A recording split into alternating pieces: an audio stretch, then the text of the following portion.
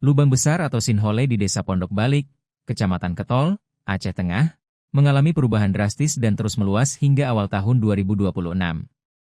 Berdasarkan laporan, lubang ini berkembang menjadi ngarai raksasa akibat erosi bawah tanah, piping erosion, dan longsoran, bukan sekadar runtuhan tanah biasa.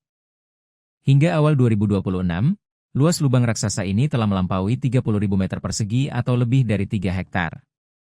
Lubang ini bermula dari lubang kecil sejak tahun 2000-an dan secara bertahap membesar karena pergerakan tanah sejak 2004, dengan kecepatan tinggi pada tahun 2026. BRIN dan ahli geologi memastikan fenomena ini adalah longsoran tanah, erosion piping, yang dipicu oleh curah hujan tinggi, struktur tanah berpasir, tufa vulkanik, yang tidak stabil, serta riwayat gempa bumi. Jalan penghubung antara Kabupaten Aceh Tengah dan Bener Meriah amblas dan tidak dapat dilalui kendaraan. Lubang mendekati tiang saluran udara tegangan tinggi, SUTET, memaksa PLN bersiap merelokasi tower. Perkebunan kopi dan cabai warga amblas dan berubah menjadi jurang terbuka.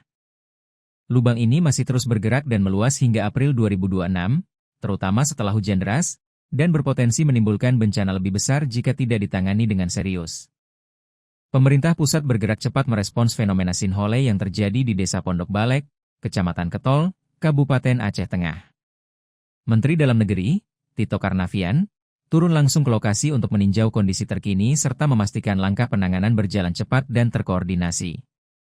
Peninjauan tersebut dilakukan guna melihat secara langsung dampak yang ditimbulkan akibat fenomena amblesnya tanah tersebut, sekaligus mengidentifikasi potensi risiko lanjutan yang dapat membahayakan masyarakat di sekitar lokasi. Dalam kesempatan itu, Mendagri menegaskan pentingnya sinergi antara pemerintah pusat, pemerintah daerah, serta instansi terkait dalam menangani bencana tersebut.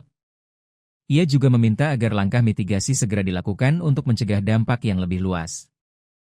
Pemerintah juga memastikan kehadiran negara dalam memberikan perlindungan kepada warga terdampak, termasuk upaya pemulihan kondisi lingkungan serta percepatan penanganan pasca bencana. Selain itu, langkah antisipasi terus dilakukan guna meminimalisir potensi terjadinya sinkhole susulan.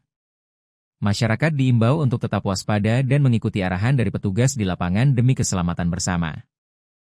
Hingga saat ini, kondisi di lokasi masih dalam pemantauan intensif oleh tim gabungan, sementara upaya penanganan terus dilakukan agar situasi dapat segera terkendali dan aktivitas masyarakat kembali berjalan normal.